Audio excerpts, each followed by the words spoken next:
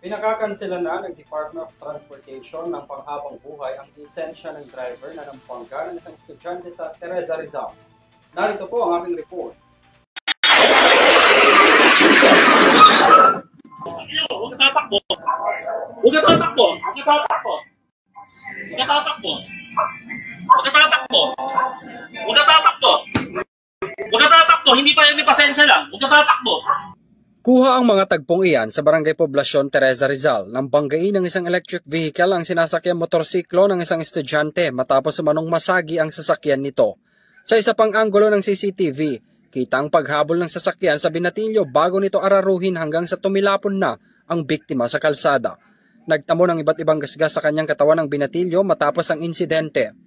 Nakarating yan sa Department of Transportation o DOTR at pinakakansela na panghabang buhay ang lisensya ng driver ng sasakyan na empleyado umano ng isang bangko. Kasunod dito ng utos ng Pangulo na panagutin ng mga responsableng driver na nilalagay sa peligro ang buhay ng mga road users.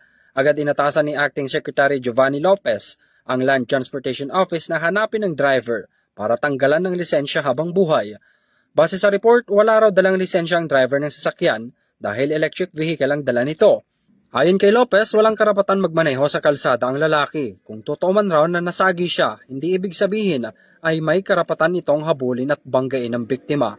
Kakausapin din ni Secretary Lopez ang pamilya ng estudyante at nakahanda ring magbigay ng abogado ang ahensya sa pagsasampa ng kaso laban sa driver. Nakikipag-coordinate na rin ang DOTR sa kapulisan ukol sa insidente. Nakatakda namang maglabas ng show cause order ang LTO laban sa driver ng sasakyan ngayong araw. Para sa Euro TV News, ako si Henry V. Nicolas, sumasaludo sa bawat Pilipino.